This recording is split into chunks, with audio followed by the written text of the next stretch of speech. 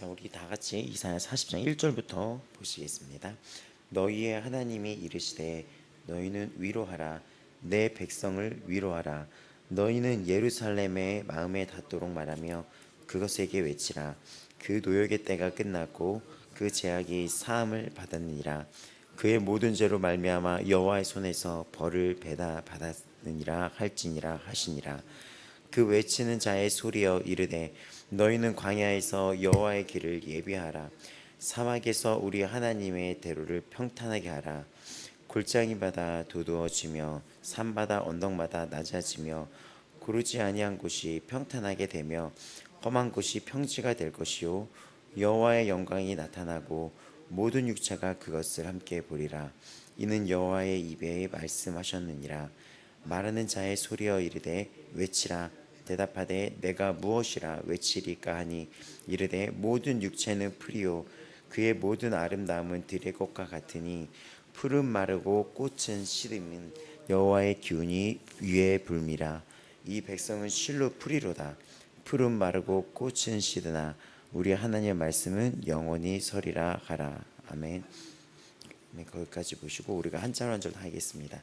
40장이 어저께 내용이 이 절이 굉장히 많은데 그 부분 놓친 부분들을 우리가 한 번씩 보시겠습니다. 이 40장부터 또 이제 앞으로 펼쳐질 여기 66장까지 40장부터 여기 이 66장까지는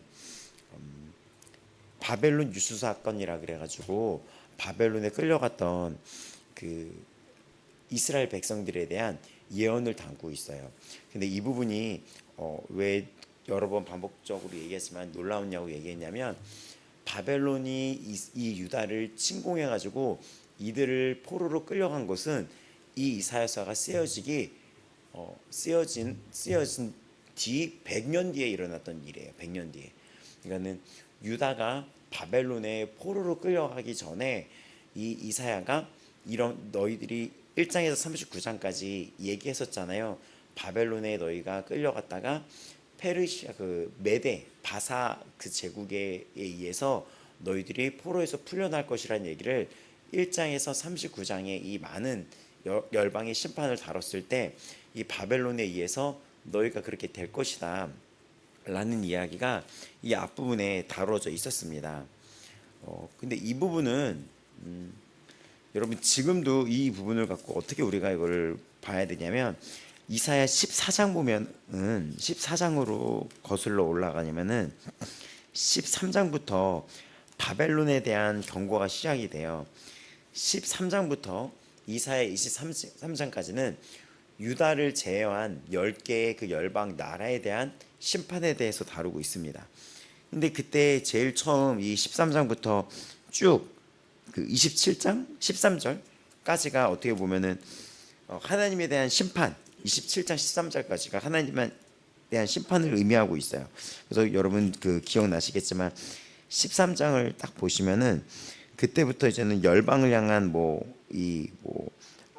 아수르, 바벨론, 또 다메섹, 에돔 이런 나라들에 대한 심판이 쫙 펼쳐지고 있습니다.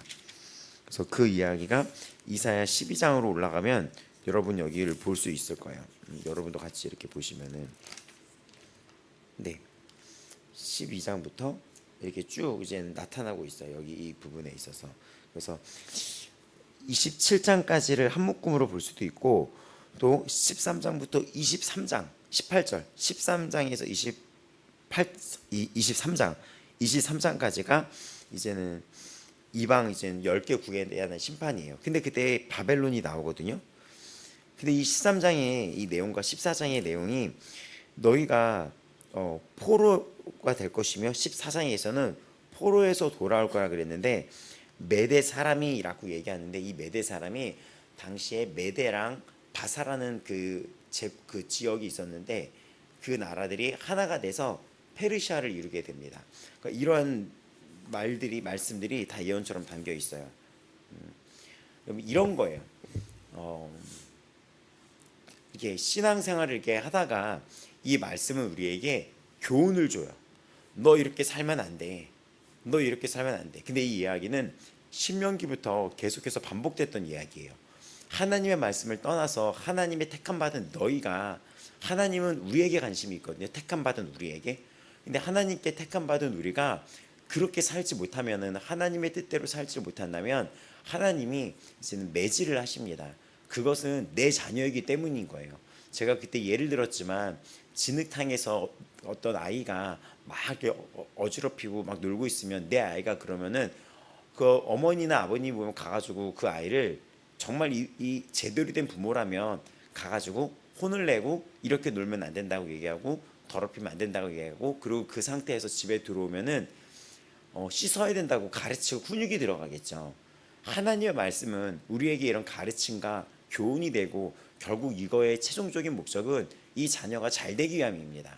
훈육이 없다 보면은 어떤 결과가 이루어지게 되냐면, 이 앞에 나왔던 히스기야 왕이 므낫세 왕을 낳아가지고, 므낫세 왕이 그 이사야를 순교에 이르게 만들었고 죽이게 되었고, 므낫세 왕이 최장기 통치 기간을 거치면서 이스라엘을 바벨론으로 완전히 포로가 되고 망하게 만드는 장본인이 된 것처럼 괴물을 낳게 됩니다. 근데 이 이야기가 어떤 이야기냐면, 우리도 그 하나님 앞에 훈육을 받고 있습니다. 받고 있는데 하나님은 이렇게 하면 안 돼, 저렇게 하면 안 돼 라고 얘기하지만, 그거를 가볍게 듣다가는 이런 포로가 돼버리는 거예요. 이런. 그래서 이 지금 이사야 40장은 이사야 12장 13장에서 했던 바벨론에 대한 그 경고와 거기서 포로가 됐던 이야기를 다시 한번 이야기를 하면서 앞으로 100년 뒤에 일어날 일을 예언하고 있었다는 거예요. 근데 이것을 우리가 되게 놀랍게 받아들여야 되는 건 무엇이냐면, 이 하나님의 말씀이 오늘날 우리에게 그렇게 경고와 또 복의 길을 둘 다를 제시하고 있다는 거예요. 그래서 이 말씀 앞에 내가 어떤 잘못을 지어졌을 때 두려워하거나 떠는 자들은 굉장히 하나님께 복받은 자들입니다. 하지만 이 강대상에서 선포된 이 하나님의 말씀이나, 내가 오늘 이 말씀을 보면서도 찔림이나 이런 거 앞에 어떤 반응이 없다거나 게으름을 보인다거나 간절함을 보이지 않는다거나 하면은, 이 지금 이스라엘이 당했던 이 일을 오늘날 하나님의 백성 우리가 고스란히 당할 수 있다는 거예요. 하나님의 말씀은 어제나 오늘이나 동일하기 때문입니다. 근데 하나님은 이 40장의 이 이야기의 시작을, 하나님께서는 어떻게 시작하냐면, 그들을 가만히 두는 게 아니라 이 모든 심판에는 구원의 목적이 있다는 것입니다. 바벨론을 몽둥이로 들어서 이 이스라엘 백성들을 심판하셨다는 거에서는 최종적인 40장부터 66장에 이르러는 구원의 목적이 있다는 거예요. 그럼 여기서 질문, 하나님 앞에, 이 말씀 앞에서 순순히 이 말을 했을 때 지키면서 살아가는 게 좋을까요? 아니면은 하나님이 말씀했는데도 말씀을 듣지 않다가 하나님한테 맞아가지고 인생이 그렇게 돼서 나중에 돌아오는 게 더 그 사람한테 편할까요? 말에 뭐예요? 무슨 말인지 알죠? 좋은 말로 했을 때 듣고 순순히 그 하나님 앞에 복을 받으면서 살아가는 게 더 좋을까요? 아니면은 말 듣지 않다가 이렇게 포로되고 끌리고 다 망하고 이들이 의지하고 자랑했던 안주했던 것들이 다 뺏기고 난 다음에 털털 털리고 나서 오는 게 더 복이 될까요? 이런 부분이잖아요. 말에 뭐 하겠어요? 하나님은 결국 최종적인 목적은 이거 해라, 이거 하지 말아라, 너 이거를 지켜라, 이거는 하면 안 된다라고 했던 모든 목적은 우리를 잘되게 하기 위함이며, 우리의 아버지이시며 우리를 영원한 구원까지 안전하게 이끌기 위함이십니다. 그러니까 우리가 이 말씀을 보면서 순종이라는 것, 그것에 대해서 여러분이 정말 이 이사야를 보면서 다시 한번 묵상하고 받아들이시기를 바랍니다. 이사야가 39장까지 심판을 얘기하다가 40장에 위로하라라고 이야기를 합니다. 그래서 이 40장부터 66장까지 이 이야기가 펼쳐지게 되고, 이제는 이것은 1절에 위로하라 위로하라 이렇게 이야기 시작하는데, 갑작스럽게 39장 이후에 갑작스럽게 나오는 이야기이기도 하지만, 이것이 갑작스러운 게 아니라 하나님이 최종적으로 우리에게 구원을 원하셔서 1장에서 39장 같은 열방을 몽둥이로 삼고, 또 이거를 통해서 너희들이 하나님을 보고 돌아오기를 바랬다는 메시지의 시작입니다. 그래서 위로하라, 위로하라, 위로하라 이렇게 하면서 이야기를 하면서 2절에 보면은 어떻게 이야기됩니까? 마음에 닿도록 외치라고 얘기합니다. 마음에 닿도록 외치라고 얘기해요. 여기 마음에 닿도록 외치라. 노역의 때가 끝났다. 그러니까 마음에 닿도록 뭘 외칩니까? 하나님은 그래서 방금 말씀을 드렸다시피 하나님은 그들의 마음을 얻는 것을 목표로 했다는 거예요. 40장에 2절에 위로하라 그러면서 외치라는 거예요. 어디에? 그 마음에. 우리가 전에도 얘기했지만 마음은 생명의 근원이 여기서 난다고 그 사람의 중심을 의미합니다. 근데 그 마음의 중심에 외치라는 거, 위로해라. 그래도 하나님이 너희를 살리겠다는 이야기입니다. 그럼 하나님이 1장에서 39장까지 이들을 때리고 가끔 우리에게 이런 어떤 이렇게 매질을 한다거나 징계를 가하는 경우는 자녀이기 때문에 그러는 것이며, 그리고 하나님은 중심이 그 마음을 얻기 위함입니다. 근데 다시 이야기를 했지만, 다시 이야기를 말씀드렸지만, 매질 당하지 오지 말고 그냥 우리가 오늘이란 이 시간에 순수히 예배자로 나가는, 하나님의 친정한, 하나님을 기쁘시게 하는 자녀로 나아가시기를 바랍니다. 그래서 마음에 닿도록 그 마음을 원하는 거예요. 그 예루살렘에 이렇게 얘기하는데 예루살렘에 외치라는 것입니다. 그러니까 바벨론에서 끌려온 그들은 이제 예루살렘이라는 그 유다 성읍에서 멀리 떨어져 있었던 거예요. 근데 여기 보면 2절에 너희는 예루살렘의 마음에 닿도록이라고 얘기하는 거 보니까 그 예루살렘은 뭐 했던 곳이냐면 예배를 드렸던 곳인데, 하나님은 위로해라. 그래서 너희는 예루살렘의 마음에 닿도록 외쳐라 라고 얘기하는 거 보면 다시 이 예배자로 하나님이 이들을 원하고 계시다는 것입니다. 다시 얘기를 해준다면 이들이 바벨론의 포로였을 때 이 봉합된 이 말씀이 풀리거든요. 근데 이들이 포로였을 때 이 말씀을 보는데 이들은 예루살렘에서 유다에서 떨어진 저 바벨론에 거하고 있었다는 거죠. 근데 그들에게 예루살렘의 마음에 닿도록 외치라는 것은 다시 예배자, 하나님은 그 예배자였던 이들의 마음이 회복되기를 원하는 것입니다. 이들을 다시 예배 가운데 만나기를 원하셨다는 거예요. 그렇게 얘기하면서 너희 모든 죄가 지금 너희 그 죄악이 사함을 받았다고 하는데, 이게 원문으로 보면은 키나르차 아오나 뭐라고 얘기하는데 발음이 이거보다 좀 이게 아닌데, 여기서 니르차라고 하는 이 단어인데, 여기서 이 니르차라고 하는 제약을 받았다, 사함을 받았다는 건데, 그 라차라는 그 원형이 무엇이냐면 죗값이 지불되었다는 거예요. 근데 이들이 포로가 돼가지고 너희들이 포로 생활 지냈으니까 이젠 죗값이 지불됐어. 감옥 가는 것처럼, 마치 감옥에 있었으니까 우리도 어떤 죗값을 이제는 지불을 하잖아요. 그 자에게 몇 년형, 징역 몇 년 이렇게 죗값을 지불을 하잖아요. 근데 이들이 포로가 됐는데, 포로가 되었던 이것이 과연 죗값을 지불했다고 볼 수 있겠습니까? 포로가 됐다는 그것도 이들에게 죗값을 다 지불했다고는 할 수가 없는 거예요.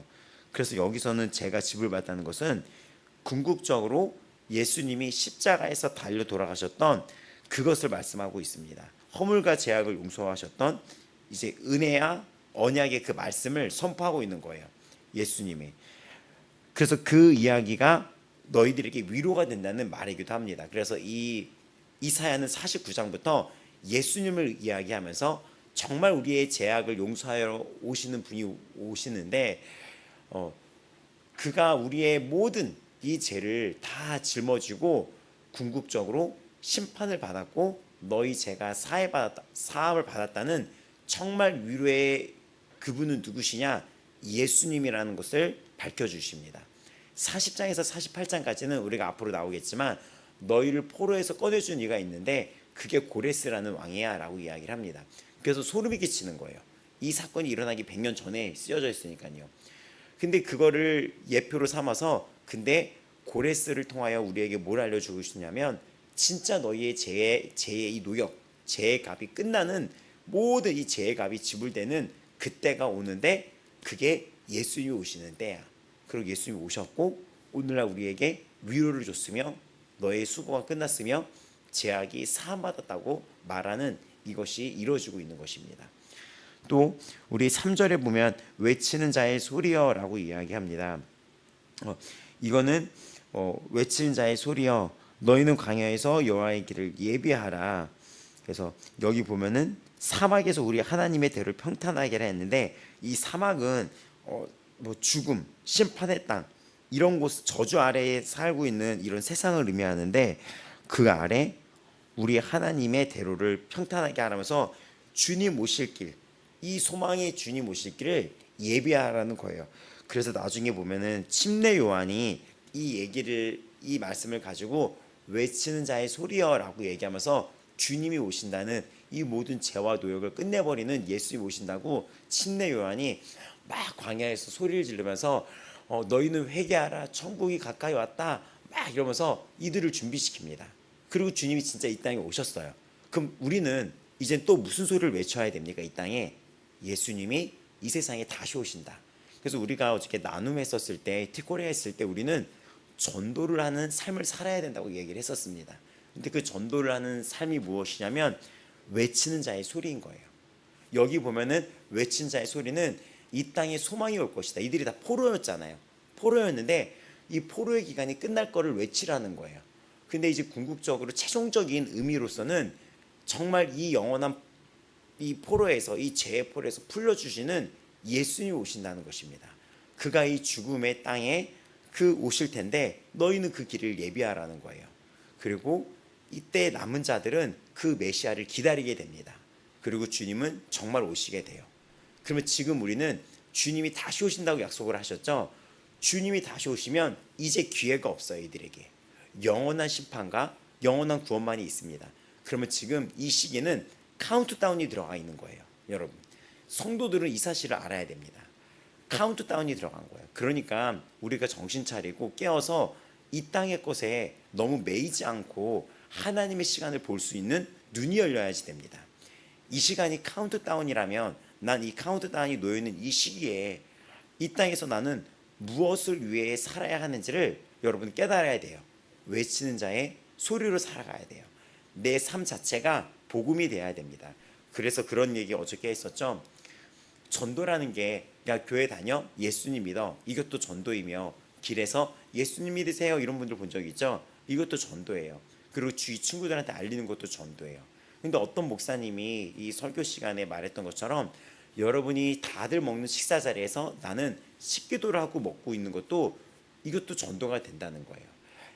그게 어떻게 문이 열어주냐면, 내가 식기도 때 이렇게 기도를 하는 모습을 보면 나중에 크리스찬이라고 용기를 못 냈던 누군가가, 아니면 예전엔 교회를 다녔지만 이제 교회를 다니지 않는 누군가가, 아니면은 내가 어떤 힘든 일이 있을 때 신기하게 그 힘든 그 상태의 영혼은 끌려갑니다. 그 빛으로. 그래가지고 직장생활하는 사람이 어저께도 나오는데 그런 얘기를 했지만, 너 교회 다녀, 나 기도해줘 라는 부탁을 할 때가 있어요. 믿지 않는 자들이. 이런 경험이 있었으면 여러분이 크리스찬으로 살아가고 있는 거예요. 나 좀 기도해줘 라고 부탁을 해요. 그게 어떤 하나의 문이 되는 거예요. 그래서 우리의 삶은 그들 앞에서 구별된 자로, 나쁜 것에 동참하지 않으며 죄악에 같이 가담하지 않으며 같이 어떤 입술과 행위로도 똑같은 자가 되지 않으며 서로 다른 존재, 싸움의 환경에서도 한 발짝 밀어서야 되며 가정에서나 직장에서나 이게 돼야지 돼요. 근데 여러분, 왜 제가 이 말씀을 부탁하냐면, 이게 되지 않는다면 이 이스라엘의 1장에서 39장은 이들이 예배자로 구별되지 않았기 때문에 심판이 왔었을 때 같이 휩쓸어가 버리는 거예요. 어떤 기도가 이 땅을 대한 이 많은 순교자들이 이 땅을 위해서 기도를 했었거든요. 왜냐하면 악을 심판해 달라고. 그럼 하나님은 반드시 그 기도에 응답을 해주고 하나님은 악을 심판하십니다. 근데 우리가 구별된 자로 같이 이렇게, 그러니까 구별된 자로 하나님의 자녀로 구별되지 않고 그들과 같이 악에 동참하고 이 자가 과연 크리스찬인지 아닌지 모르고 헷갈리고 있을 때 같이 휩쓸려지는 거예요. 우리는 구원에 남겨진 자가 돼야지 나중에 들림 받았을 때, 7년 대환할 때 환란이 온다면 심판에 남겨진 자가 되면 안 되는 것입니다. 그러니까 여러분이 정말 바르게 살아야지 돼요. 이 외치는 자의 소리는 정말 많은 의미가 있습니다. 또 쭉 보면 골짜기마다 도두어지며 언덕마다 낮은 고르지 않은 곳이 평탄하게 되고 험한 곳이 평지가 될 것이다 라고 이야기를 합니다. 이것은 이들이 이제는 주님께 그 오는 일, 이 부분이 이 부분에 대해서 이야기를 하는데 4절을 보면은 세상에 이제는 오실 왕이 이제 동쪽에서 이제는 예루살렘으로 올 때 예루살렘에 오는 그 지형에 있어서 회개와 개혁이 필요하다는 것입니다. 주님께로 올 때 그 마음의 회개와 이런 어떤 개혁이 필요하다는 의미로도 이 말씀을 보고 있습니다. 또 여호와의 영광이 나타나고 모든 육체가 그것을 보리라. 여호와의 입의 말씀이라 해서 여기 모든 육체는 온 인류를 의미합니다. 온 인류가 주님이 오시는 것을 보게 될 것이다. 근데 이것은 예수님의 오심을 암시하는데 더 나아가 예수님의 다시 오심도 온 인류가 보게 될 거라는 거예요. 예수님이 오셨던 사건은 전 인류 세계사 역사에 기록이 돼서 그걸로 기준으로 이 세계사가 기원 전으로 그 기준으로 나눠져 있어요. 세상의 역사가 BC, AD 이런 얘기 들어서 BC 몇 년 전 그게 예수님의 약자예요. 그걸로 전 세계가 예수님의 오심을 봤었고 그걸로 나눠지게 됐습니다. 근데 그 예수님이 다시 오시게 됐는데 다시 오시게 될 때도 온 인류가 모든 육체가 그 앞에 서게 될 것이라는 것입니다. 또 우리는 그래서 말하는 자의 소리여 외치라라고 얘기합니다. 말하는 자의 소리여 외치라라고 얘기하면서 아름다운 모든 아름다움은 들의 꽃과 같다고 얘기를 해요. 모든 아름다움은. 근데 여기 아름다움은 인간이 갖고 있는 어떤 그런 인간적인 것 그것도 다 포함하고 있는 거예요. 그러니까 인간이 갖고 있는 아름다움이 무엇입니까? 뭐 예의나 친절함이나 긍휼이죠. 인간이 보여주는 그런 이 땅의 아름다움도 다 시들어버릴 거라는 거예요. 그러니까 진정한 아름다움은 인간적인 어떤 이런 인본주의가 아니라 오직 하나님의 말씀만이 영원하고 진정한 아름다움은 그 말씀이라는 거예요. 사람이 교회를 안 다니는 사람들 중에서도 성품적으로 훌륭한 사람들은 너무나 많습니다. 실로 뭐 이렇게 찾아보면은 교회를 안 다니는 사람 중에 더 많이 성품이 더 이렇게 단련된 사람이 많을 지경이에요. 교회는 뭔가 깎아줘야 되는 사람들이 더 많이 모이긴 하거든요. 근데 실제로 세상에서는 저 사람이 교회 다니면 좋겠다라고 얘기를 할 때가 있어요. 너무나 착하고. 근데 그 자가 너무나 성품이 좋은데 예수님 앞에서는 끝까지 고집을 피우는 사람들이 되게 많아요. 그거는 아름다움이 아니에요.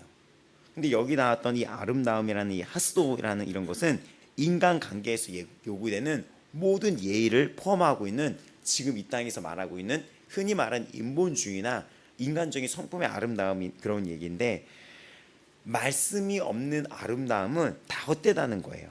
뭐 친절, 선을 베푸는 거, 또 그 자가 갖고 있는 건강 같은 건강미, 지혜 이런 모든 것들을 포함하고 있는 단어로 쓰이고 있습니다. 근데 우리가 보는 어떤 사람의 신체적인 아름다움도 있잖아요. 근데 이런 모든 것들도 다 시들어버릴 것이다.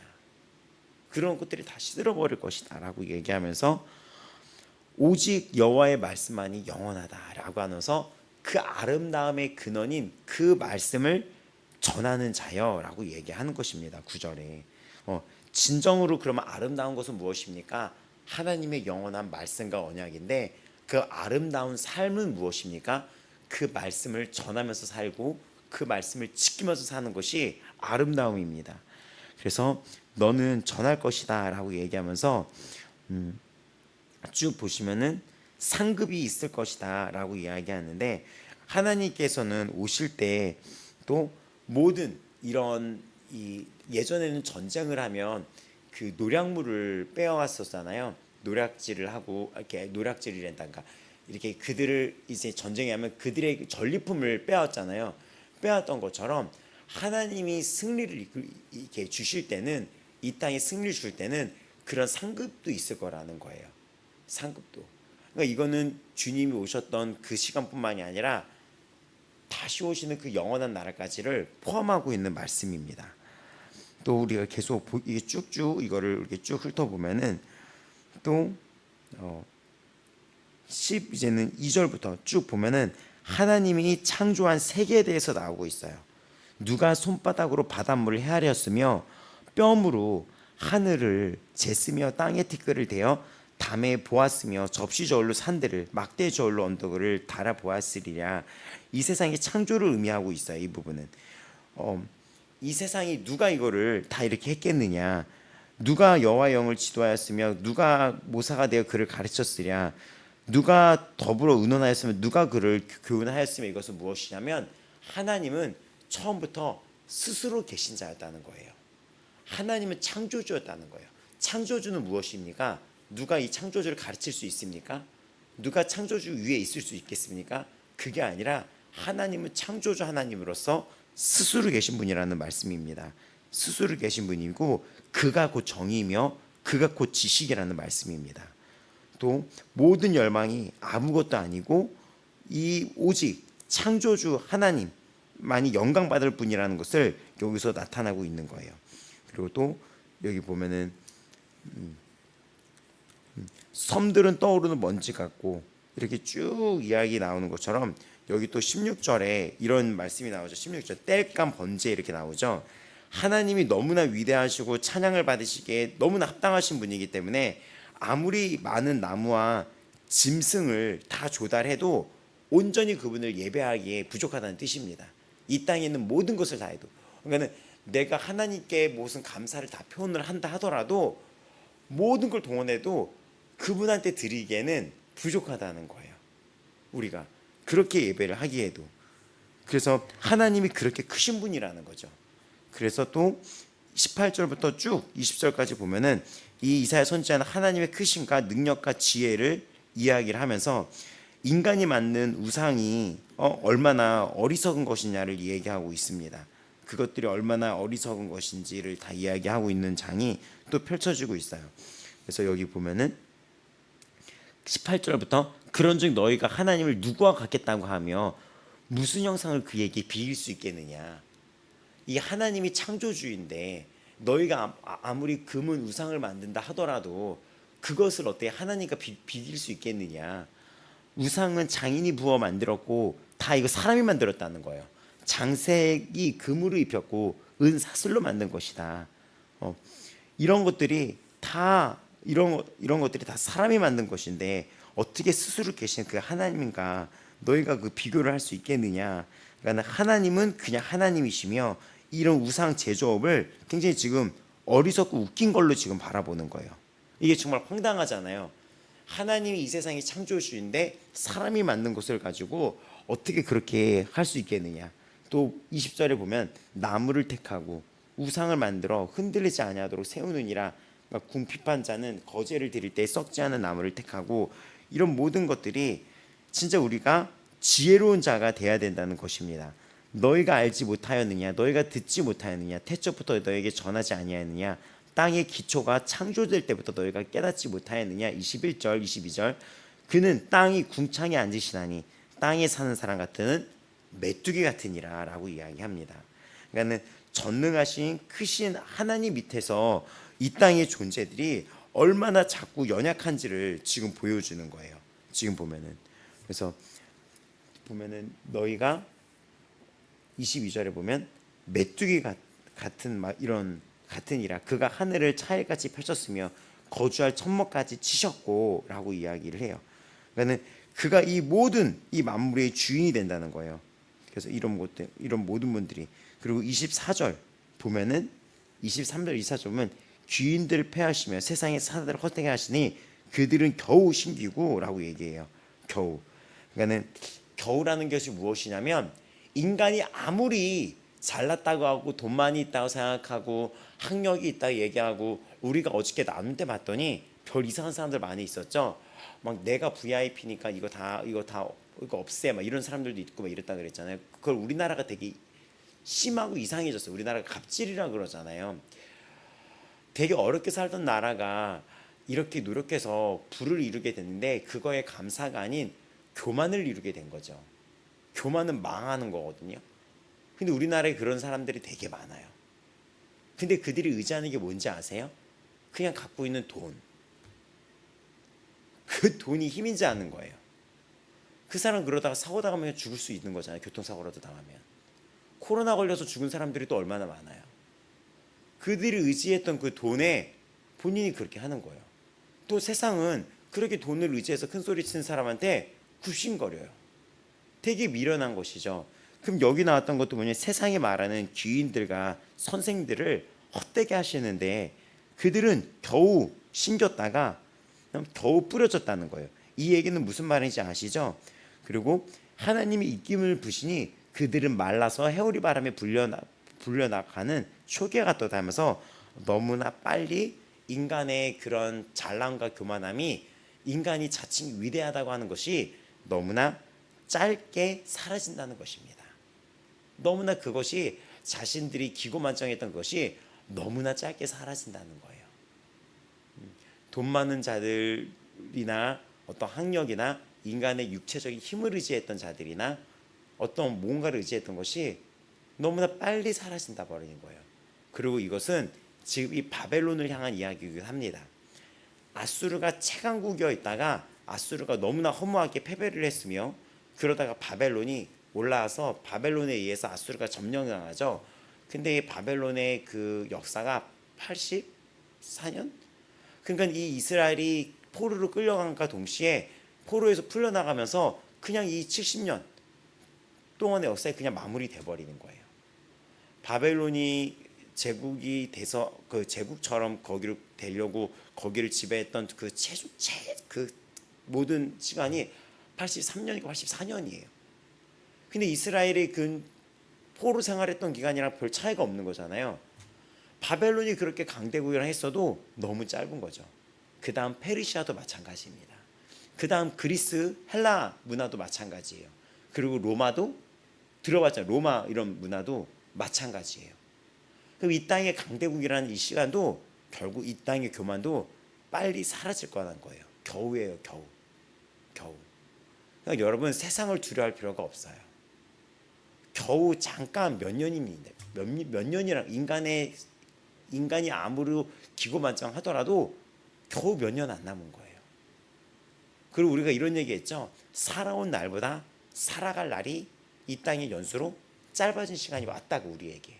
진짜 겨우라는 의미가 이해가 되죠. 그러니까 이 이사야 40장은 위로하라 얘기하면서 이 위로의 말씀을 누가 주시는 것입니까? 하나님이 주시는데 그 하나님이 누구신지를 우리에게 다시 한번 떠올리게 하고 또 이 땅에는 창조주 하나님이 있다는 것을 다시 한번 설명을 해드리는 거예요. 그러니까 결국 창조주 하나님을 기억하고 살라는 것입니다. 그리고 나도 이 땅에 왔다가 흙으로 왔다가 다시 흙으로 돌아가는 존재라는 것을 알고 겸손하라는 얘기예요. 그러니까는 그것도 모르고 막 이런 데 가가지고 백화점 같은 데 가서 우리나라가 막 이렇게 갑질하고 막 이렇게 예전에도 뉴스에 나온 적이 있었어요. 백화점인가 어디서 그 주차에서 단속 요원이 뭘 실수했다고 무릎 꿇라고 했었던 사건. 어떤 여자가 뉴스에 나왔잖아요. 한국이 원래 대한민국이 그런 나라가 아니었는데 교만이 온 거예요.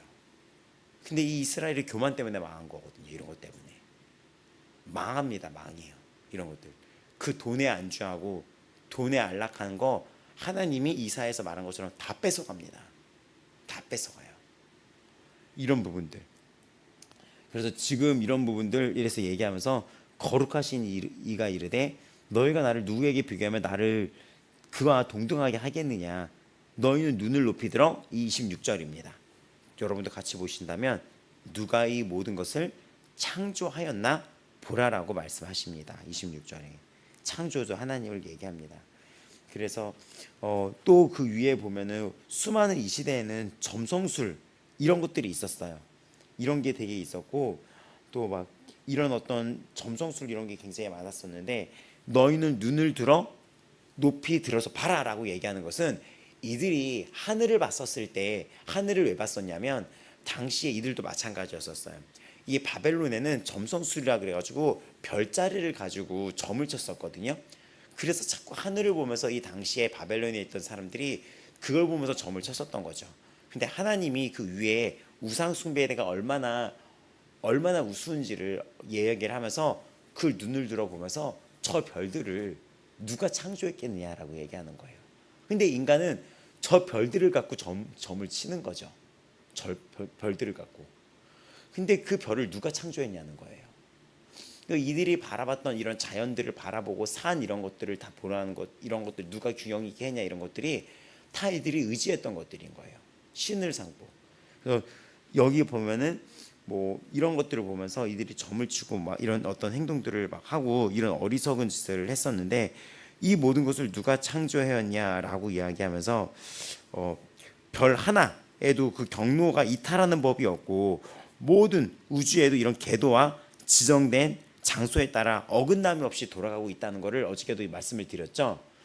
이 모든 궤도에 따라서 이 별들이 행성들이 움직이고 있잖아요. 근데 이거를 보면서 너희들이 이 원리가 어떻게 이루어진지를 아냐는 거예요. 이런 것들이. 그리고 모든 지각이 이런 달과 이런 해가 정확하게 균형을 이루고, 지각이 이런 균형을 이루고 있잖아요. 이렇게 상과 이런 것들이 균형을 이루고 있잖아요. 이런 균형 과학들이라고 하는데, 이걸 보면서 생각해 본 적이 있냐는 거예요. 이건 욥기에도 나오거든요. 창조주가 당연히 있을 거 아니에요. 저 해야. 그래가지고 지금 우리나라에서 2019년도인가 부터인가 과학 교과서를 바꾸기 시작을 합니다. 그 배후의 세력은 사탄이 있었던 거예요. 이 땅이 생성된 것은 그냥 폭파에 의해서다. 이 전 세계가 우주가 태어난 것은 이 설명을 해서 애들한테 가르쳐야 되잖아요. 근데 어떻게 지구가 생겼으며, 어떻게 태양을 중심으로 태양계가 동일하게 규칙적으로 돌아가고 있으며, 그리고 정확히 해와 이 거리가 유지되고 있고, 이 지구만이 정확한 거리 속에서 인간들이 살아가고 있으며, 그리고 이 땅이 어떻게 산이 솟아나고 바다가 있고 정확한 균형을 이루면서 산과 바다가 있으며 물이 있고 산이 있으며, 이런 것들을 설명을 해줘야 되잖아요. 그래갖고 아주 놀랄 만한 지식을 얘기해 주는데, 이게 우연히 폭파에 의해서 정확하게 균형이 이루어졌다고 얘기하는 거예요. 본인들이 얘기해도 본인들이 되게 우스운 얘기죠. 우연히 정확하게 여러 개의 행성이 정확하게 태양을 중심으로 돌아가고, 정확하게 달이 있고, 정확하게 달과 이 거리가 생겼고, 정확하게 산과, 이게 우연히, 이게 과학 교과서에 나오기 시작을 한 거예요. 우리나라가 많은 논란이 됐었죠. 창조설이 빠져도 버린 거예요. 외국에도 창조설이 있거든요.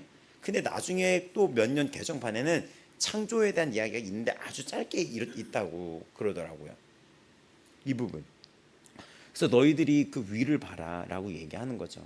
그래서 지금 26절에 보시면 누가 창조했냐, 수요대로 만상을 이끌어내시고 그들의 모든 이름을 부르시나니 그의 권세가 크고 그의 능력이 강함으로 하나도 빠짐이 없느니라 라고 이야기를 합니다. 하나님이 누구신지를 알라는 거예요.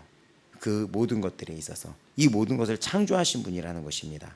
이렇게 얘기하면서 야곱아, 어찌하여 하나님이 누구신지 네가 안다면 너희들이 하나님이 너희들에게 무관심한다고 생각할 수 있겠느냐라고 얘기하는 것입니다. 어찌하여 너희들이 무관심한다고 생각할 수 있겠느냐. 왜냐하면 이스라엘 백성들은 하나님이 계신가? 라는 의심, 포로가 된 그 상태에서 하나님이 제일 강하신 분인데 이 바벨론 신보다 약한 건가? 바벨론 신이 이기고 하나님이 약했기 때문에 우리가 포로된 게 아닐까? 아니면 하나님은 지금 보면은 숨겨졌나? 하나님은 우리에게서 벗어났나? 근데 그 얘기를 합니다. 어찌 그럴 수 있겠느냐. 그래서 앞으로 이 이사야는 이 얘기가 반복적이 나와요. 어찌 그 어미가 자녀를 잊을 수 있겠느냐. 그 얘기를 하는 거예요. 그럼 여기에는 이유가 있다는 거예요. 하나님이 원하셨던 것, 다시 우리에게 원하신 것은 진정한 예배자입니다. 진정한 예배자예요. 그래서 여러분, 정말 진정한 예배자로 사는 훈련을 하셔야지 되며, 만약에 하나님이 어떠한 이 매질을 우리 삶에 보였을 때는 뒤돌아보셔야지 되는 것입니다. 내가 정말 예배자로 살았고 정말 예배자로서 복음을 외치는 자의 소리를 살았는지, 이런 부분들. 또 여기 봤을 때 너는 알지 못하느냐, 듣지 못하느냐. 창조하신 이는 쉬지도 않으신다는 분이에요. 그분은 창조주이시기 때문에. 그분은 명철이 한이 없으시며 피곤한 자에게 능력을 주시며 무능한 자에게 힘을 주시며, 소년이라도 피곤하며 곤비하며 장정이라도 넘어지며 쓰러지되 오직 여호와를 앙망하는 자는 샘을 얻으리니 독수리가 날개치며 올라간 같을 것이요 다른 박질하여도 곤비하지 아니하겠고 걸어가도 피곤하지 아니하겠다라고 이야기합니다. 그래서 우리 40장 9절에도 보면은 두려워하지 말아라고 얘기합니다. 두려워하지 말고, 그러니까 이들이 포로였잖아요. 그 당시의 상황이 어땠던 믿음으로 살라는 얘기예요. 믿음으로 사는데 믿음으로 메시지를 선포하며 살라는 거예요. 어떤 상황인 건. 그러니까는 9절에 두려워하지 말며 힘써 소리를 높이라 라고 이야기를 합니다. 그러니까 지금도 마찬가지예요. 어떤 상황이 온다 하더라도 이 마지막 날에는 최종적인 심판이 있고, 이 40장은 마지막에 이 이사야 뒷부분이랑 만나게 되면서 이사야의 이 40장은 고레스에 포로됐던 그들의 상황, 또 49장부터는 이 땅에 재포로되어 있던 영적인 포로된 우리에게 하는 말씀을, 예수님에 대한 이야기, 그리고 마지막은 이 땅에 최종적인 하나님의 나라가 임할 거란 이야기. 그래서 이 40장과 이 마지막이 다 이 66장까지 한 구물이 되면서 너희는 두려워하지 말라는 거예요. 심판이 있고 영원한 구원이 있다는 것입니다. 그리고 하나님은 우리에게 이 땅에 이 심판의 때를 예고하는 것은 무엇이냐면, 너희들이 그 온전한 마음, 영과 진리로 예배하는 예배자가 되기를 원하신다는 거예요. 그럼 우리도 하나님은 그런 예배할 자를 찾으신다는 이 복음의 메시지를 전파하면서 살라는 것입니다. 그리고 창조주 하나님이 있다는 것을 기억하라는 거예요. 이 창조주 하나님을 기억하기만 한데도 우리는 겸손해질 수밖에 없어요. 겨우잖아요, 겨우. 내가 어떤 회사에서 직급이 높아져서 어떤 윗자리를 차지한다 하더라도 이 지구상에 내가 그 자리를 차지하고 있다는 거 몇이나 할까요? 내가 어떤 학교에서 1등을 했어요, 공부해서. 그러면 이 전 세계 100억 인구 중에서 그거가 영향력이 미칠까요? 저기 아프리카에 사는 자가 한국의 어느 학교에서 1등 했다는 거에 영향력이 있을까요? 무슨 말인지 알까요? 무슨 아나요? 상관이 없는 거예요.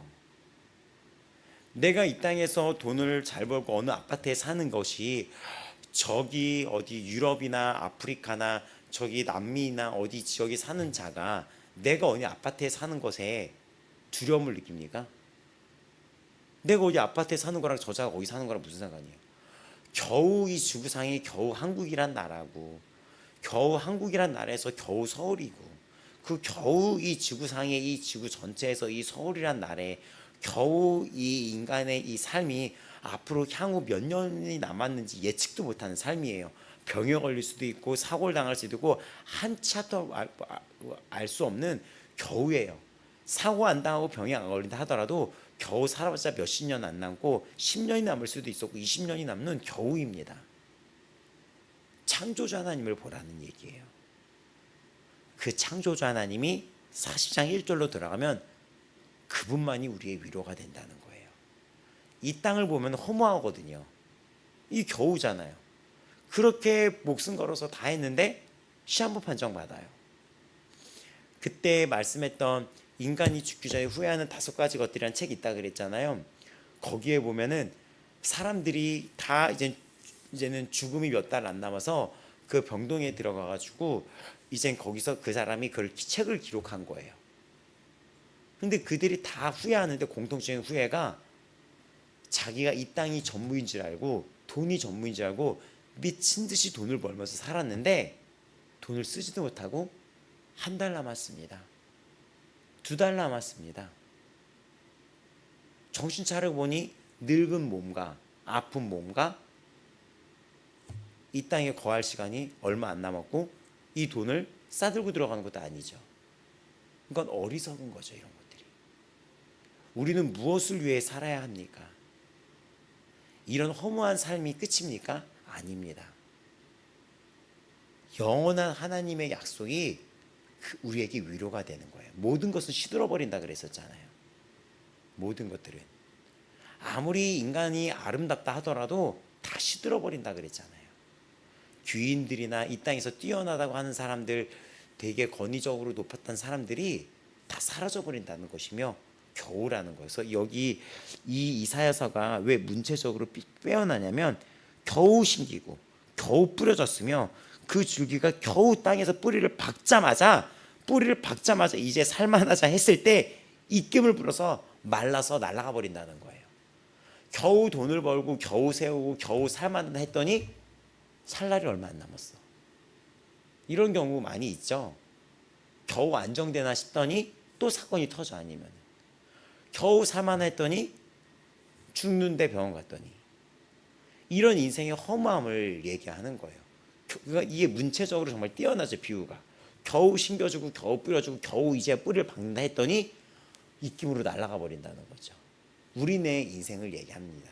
그럼 이 성경은 허무주의를 얘기합니까? 아니죠. 위로의 하나님, 창조주 하나님을 기억하면서 살라는 것입니다. 그리고 그 하나님은 마음에 닿을도록 외치라는 것은 무엇이냐면, 하나님이 우리의 마음의 중심에 원하는 것이 있다는 것인데, 하나님을 바라보면서 앙망하다는 뜻이 그거라 그랬잖아요. 하나님을 바라고 고대하고 그 약속을 믿음으로 두려워하지 않으며 이 하나님의 영원함을 전파하며 나는 그 하나님을 바라보며 믿음으로 살라는 것입니다. 그런 자는 이 세상의 어떤 거랑 상관없이 힘을 얻게 될 것이며 독수리가 날개치며 올라갈 것이다 라고 이야기를 합니다. 이 앞에 여러분이 소망 가운데 살아가시길 바랍니다. 오늘도 여러분이 살아가는 이 하루라는 삶 속에 창조주 하나님이 계시다는 것을 기억하시기 바랍니다. 또 오늘 살아가는 이 앞에 여러분 그 주님은 반드시 다시 오신다는 것이며 이 땅의 것들은 다 사라질 것들이며 그 앞에 나도 이 땅에 머무르는 시간은 영원하지 않고 주님이 나에게는 새로운 영원한 약속을 주셨다는 것을 기억하시기 바랍니다. 그러니까 이 땅의 것에 너무나 아웅다웅하거나 이 땅에 너무 속는다거나 그러지 마시고 담대하고 두려워하지 말며 주의 복음의 삶을 살아가며 복음을 외치며 깨어있기 바랍니다. 주님 오실 날이 얼마 멀지 않았습니다. 지혜로운 성도로 예배자 훈련을 하면서 다니엘처럼 그 포로된 상황에서 예배자로 살아가시길 바랍니다. 잠자기 전에 한 번 더 주님 앞에 무릎 꿇고 개인적으로 주님과 대화하는 습관을 기르시기 바랍니다. 다니엘 예배법이라고 해서 다니엘은 이 당시 바벨론에 포로로 끌려갔어요. 근데 다니엘이 무엇을 했는지 아십니까? 하루 3번 하나님 앞에 기도하고 예배하는 자로 살아가게 됩니다. 평생에 이 포로된 상황에서. 자, 하늘의 것을 구하면서 살아가는 성도들이 되시기를 바랍니다. 그리고 41장, 42장도 이게 절수가 길어요. 여러분들이 이 66장까지를 쫙 읽어보시기를 바래요. 그리고 이게 한 절 한 절을 다 너무나 주옥 같은 말씀이어가지고 제가 이 40장을 쭉 이렇게 한 거였는데 이 모든 것들을 여러분 쭉 보시기 바랍니다. 자, 우리 오늘 기도할 텐데 우리가 기도할 때 눈을 열어서 이 시간 주님을 봅니다.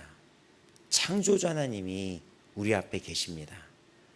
그리고 이 땅의 시간은 믿는 자나 믿지 않은 자나 겨우 짧은 인생을 살아가는 삶입니다. 그 하나님을 믿는 우리는 이 겨우라는 시간을 어떻게 살아가야 되겠습니까? 겨우라는 시간을, 나에게 남겨진 시간을 주를 위해 살아가야 됩니다. 나에게 남은 시간이 얼마일지 우리는 예상할 수 없어요. 그렇기 때문에 오늘이라는 하루를 주를 위해 살아가야지 됩니다. 이 남은 삶, 예수님을 모르기 전에 내가 세상적으로 살아갔다면 앞으로 이 남은 삶은 주를 위해 모든 것을 던지면서 살아가야지 됩니다. 그런 성도들로 되길 바랍니다. 우리 아버지와 함께 성도들은 여러분이 남은 삶 주를 위해 올인하시기 바랍니다. 이 모든 것들이 창조주 하나님을 기억하며 깨어있으며 하나님은 그 마음을 결국 원하셨다는 메시지, 마음에 닿도록 말하며 마음을 얻기를 원했다는 거예요. 마음을 다해 목숨 다해 주님을 더욱 사랑하시는 하루로 보내시기 바라며 정말 주님을 경외하는 아버지 마음교회가 되기를 축복합니다. 시간 기도할 때 주여 외치면서 저에게 지혜를 달라고 기도하시기 바랍니다. 주님, 저에게 지혜를 주시옵소서. 저에게 지혜를 주시옵소서. 하나님을 아는 지혜를 주시옵소서. 하나님, 제가 신정으로 주님을 대면하면서 다니엘처럼 하루 3번 주님을 마주하며 말에나 또 우리의 행동에나 이 모든 언행이 예배자가 되기를 원합니다. 우리의 말과 이런 행동이 진정한 예배자가 되는 그런 성품의 예배자, 또 우리가 이 모든 시간을 주를 위해 살아가는 이 시간의 예배자, 어떤 장소에든 그곳에서 주님을 높이며 외치는 자의 소리로 살아가는 이 모든 시공간의 예배자, 복음의 선 예배자가 되길 원하나이다. 지혜가 필요합니다. 하나님, 모든 시간 내가 깨어서 할 수 있도록 주님을 볼 수 있는 지혜자가 되길 원합나이다. 이 시간 주여 외치고 기도할 때 주님, 저에게 지혜를 주시옵소서. 창조주 하나님을 깨달아 살 수 있는 지혜를 주시옵소서. 내가 겸손히 내가 있는 자리에서 주님을 예배하며 모든 성품과 모든 곳에서 주님을 향한 예배자가 될 수 있도록 저에게 지혜를 내려 주시옵소서. 이 시간 다 같이 주여 외치겠습니다. 주여! 하나님 아버지, 이 시간 주 예수 그리스도의 그 존전 앞에 나와 무릎 꿇고 나아가며 두 손 모아 나아가며 이 마음을 주 앞에 하나 되어 나아가오니, 주님, 제가 진정한 예배자가 될 수 있도록 이 교회 안뿐만이 아니라 교회 밖에서 저 가정에서도 또 저 사업장에서도 또 내가 이 모든 위치에서 진정한 예배자가 되기를 원하오니 저에게 지혜의 빛을 지금 비추어 주시옵소서. 저에게 지혜의 빛을 비춰 주시옵소서. 주여 하나님 아버지, 저에게 지혜의 빛을 비춰 주시옵소서. 제가 이 가정에서 바른 예배자로 살 수 있도록 도와주옵소서. 내가 이 가정에서 대화를 할 때, 또 이 직장에서 대화를 할 때, 누구를 만났을 때 창조주 하나님을 기억하며 겸손히 주 앞에 예배자로 살아갈 수 있게 하여 주시옵소서. 기도하셔야 됩니다. 여러분, 이 예배 훈련을 성공시켜야 됩니다. 부모는 자녀하고 대화할 때 자녀를 노엽게 하면 안 되며, 자녀는 부모에게 순종해야 되며, 남편은 아내를 예수님이 교회를 사랑했듯이 목숨 다해 사랑해야 되며, 아내는 남편을 순종하며 섬겨야지 되며 복종해야 되며, 이 모든 관계 속에 예배가 일어나는 것입니다. 직장에서 종은 그 주인 상전에게 죽게 하듯 해야 되는 것이며, 모든 이들에게 죽게 하듯 하셔야 되는 것입니다. 하나님, 그리고 무엇보다 이 교회 건물이라는 이 밖에서 내가 교회라는 것을 기억하며 혼자 있을 때 생각하는 것이나 말하는 것이나 진정한 예배자가 될 수 있으며, 또 내가 이 교회의 공적인 예배가 아니서라도 다니엘처럼 날마다 주님 앞에 스스로 무릎 꿇어서 주님을 스스로 대면하는 그런 예배자가 될 수 있도록 이끌어 주시옵소서. 주님을 개인적으로 마주하며 대면하는 예배자로 살아갈 수 있도록 지혜를 주시옵소서.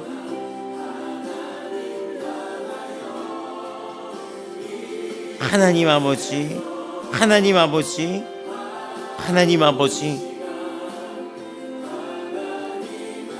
이 세상의 모든 것들은 다 말라버립니다. 야고보서 1장 10절에서 11절입니다. 부한 자는 자기의 낮아짐을 자랑할지니 이는 그가 풀의 꽃과 같이 지나감이라.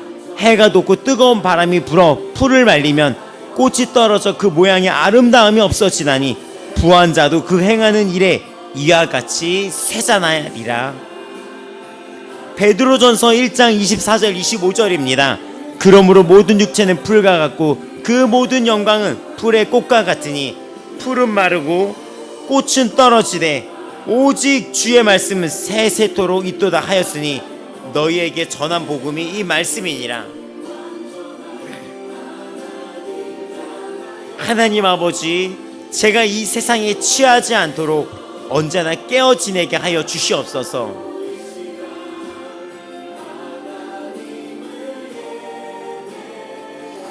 제가 이 세상에 취하지 않게 하여 주시옵소서.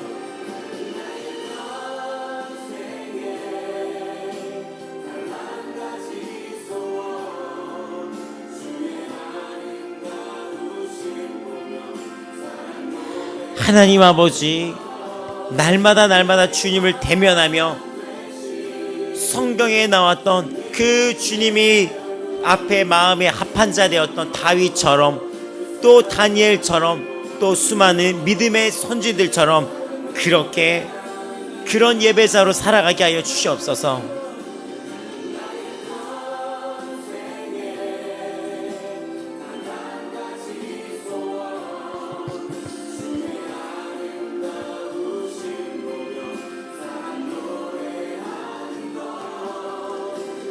하나님의 말씀은 영원히 섭니다.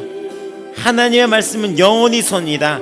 영원성과 불변성 아니라 유효성, 반드시 실현된다는 것을 포함하고 있습니다.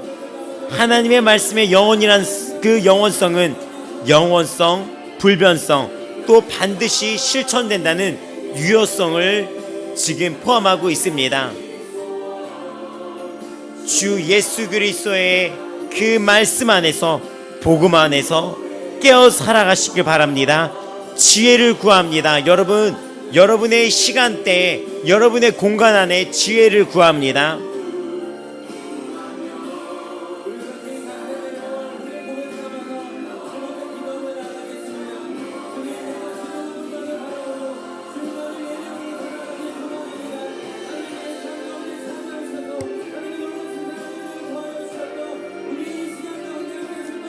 예수님, 예수님, 예수님, 예수님. 오늘 우리가 이 하나님의 전능하신 말씀 안에서 예배자로 살아가기를 원합니다. 주 예수 그리스도의 말씀 앞에서 예배자로 살아가기를 원합니다. 예배자로 살아가기를 원합니다. 예수 그리스도의 그 말씀 앞에서 진정으로 예배자로 우리 마음을 주님께 올려드리는 예배자로 나아가기를 원하나이다. 주 예수 그리스도의 이름 앞에 정말 우리가 주님의 마음에 합한 예배자로 살아가기를 원하오니, 오늘 우리 마음에 빛이 되어주시고 지혜를 주시고 우리가 주님을 볼 수 있게 하시고 주님을 더욱 알 수 있게 하여 주시옵소서.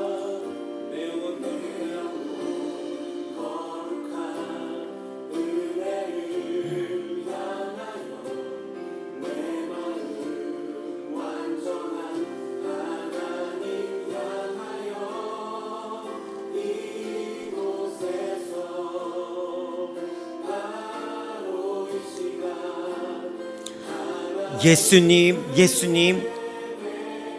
하나님, 우리 아버지 마음교회 성도들이 올 한해 치열하게 예배자로 살아가기를 원합니다.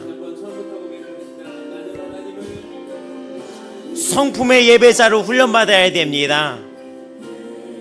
말의, 언어의 예배자로 훈련받아야 됩니다.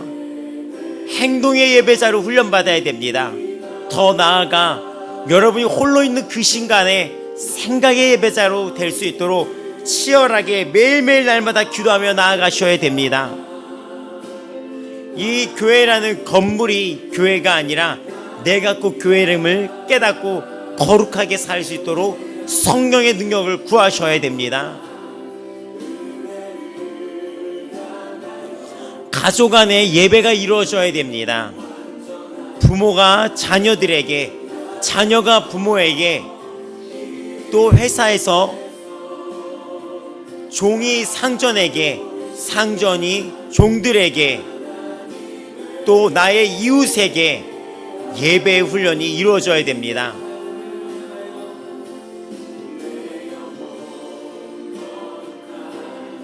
쉽게 분을 내는 자들은 그 분을 다스리는 예배의 훈련이 반드시 들어가야지 됩니다. 쉽게 성을 내고 분을 내는 자들,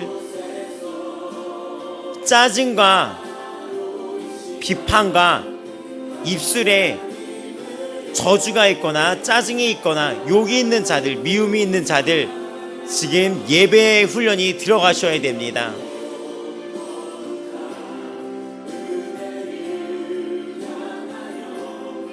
행동의 예배 훈련이 있어야 됩니다. 눈으로 보는 것, 듣는 것, 말하는 것, 예배 훈련이 있어야 합니다. 혼자 있을 때 그 시간대에서 내가 그 시간을 어떻게 보내는지, 그것도 예배 훈련이 이루어져야 되는 것입니다.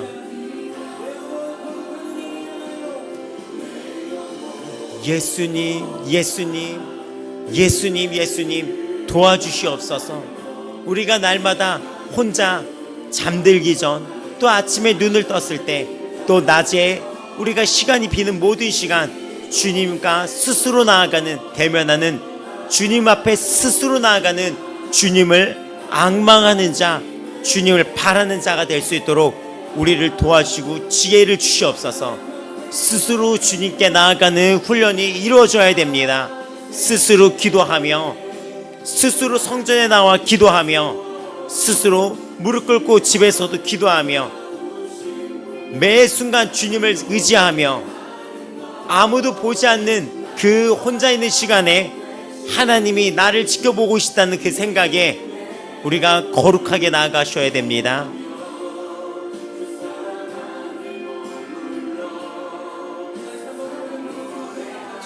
예수님,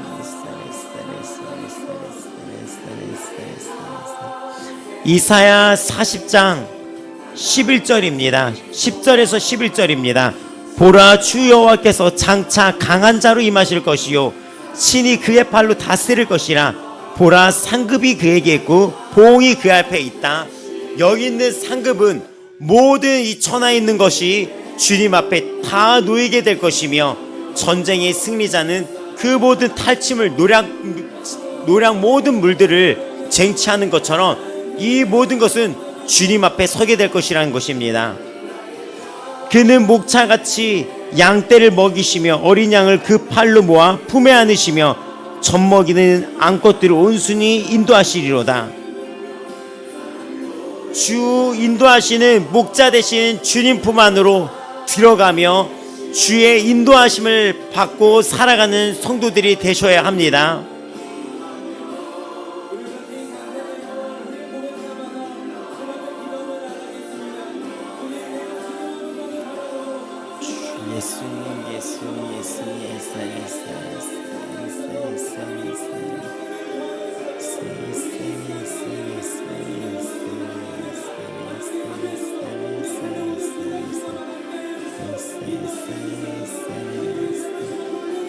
예수님, 예수님, 예수님, 예수님, 이 시간 주 앞에 기도하며 나아갑니다.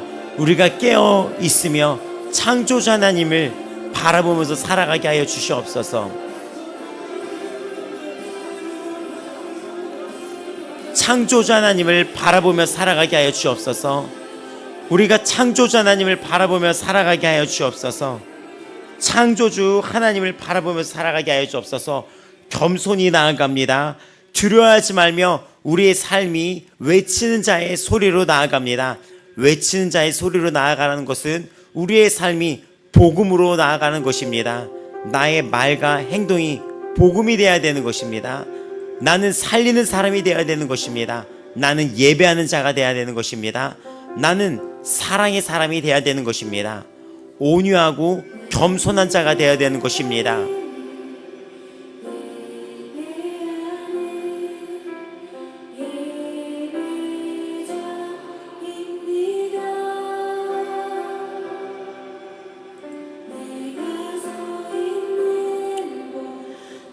이스라엘을 향한 말씀, 위로하라 위로하라 마음에 닿도록 외쳐라 라고 얘기합니다. 예루살렘의 마음에 닿도록 외치라는 것은 그 예배자들의 마음에 닿도록 외치라는 것입니다. 위로의 소망 대신 예수 그리스도가 왔으니 그 예수 그리스도 안에서 외치는 자의 소리로 믿음을 가지고 살아가는 성도들이 되셔야 합니다.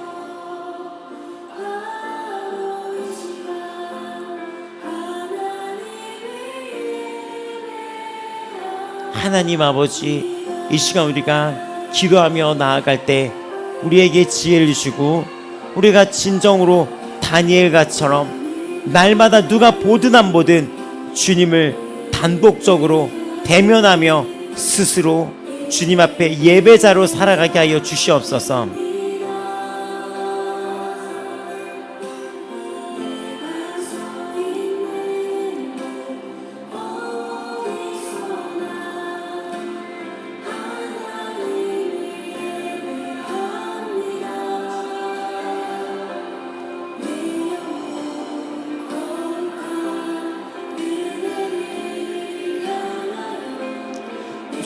예수님, 예수님, 예수님, 예수님, 예수님, 주 예수님, 예수님, 예수님.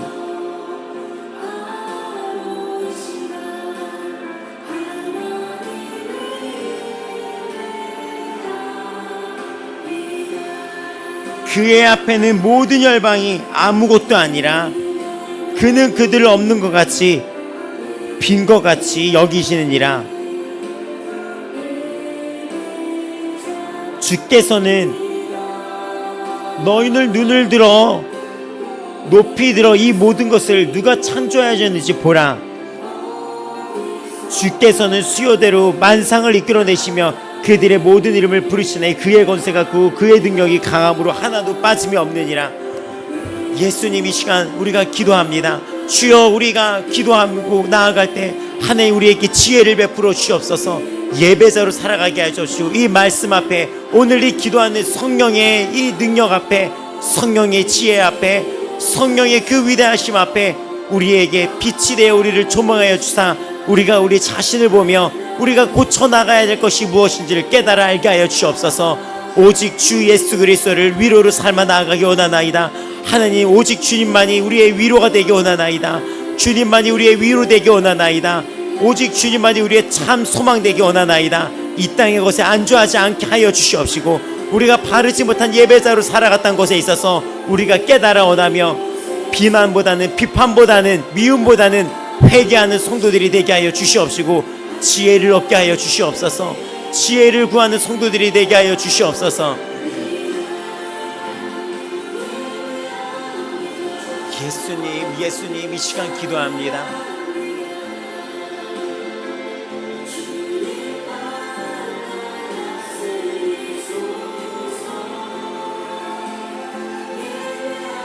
모든 말에나 행동에 있어서 예배하는 자가 되어야 합니다.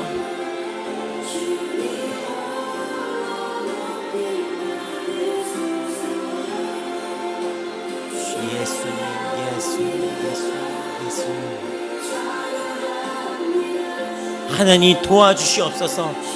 우리의 모든 성품이, 모든 언행이, 모든 행동이 예배하는 자가 될 수 있도록, 모든 말의 언어가 예배하는 자가 될 수 있도록, 우리의 모든 삶이 직장에서, 가정에서 복음이 될 수 있도록 주님 앞에 지혜를 구합니다.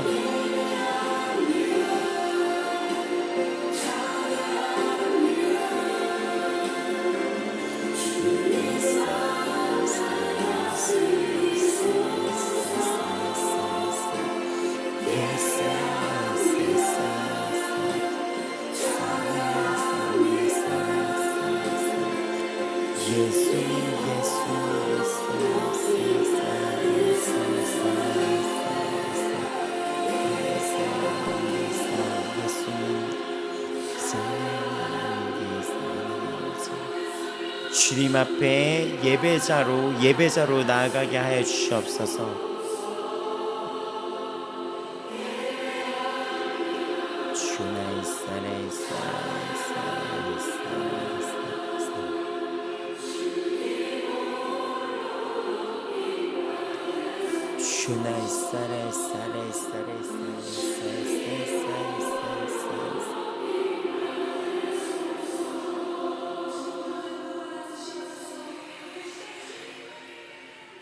사랑하는 우리 아버지 마음교회 성도 여러분, 예배는 또 주님 앞에 순종은 아주 구체적으로 성경에서 말하고 있습니다.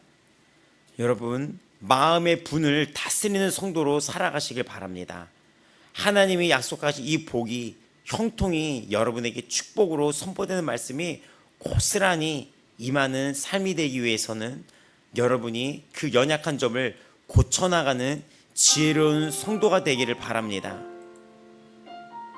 습관적으로 짜증을 내는 것, 습관적으로 분을 내는 것, 가정에서 또 직장에서 나의 이 마음 조절, 성품의 조절 반드시 하셔야 됩니다. 자녀를 노엽게 하면 안 됩니다. 또 자녀들은 부모님 앞에 순종해야 됩니다. 내 자녀를 노엽게 했던 것들, 또 자녀가 부모를 불순종했던 것을, 또 내가 가정 안에서 복음으로 살지 못했던 것들, 타인에게 시선을 두는 게 아니라 지금 나를 바라보며 예배 훈련이 이루어져야 되는 것입니다. 반드시 올해 이 훈련이 넘어가셔야 됩니다.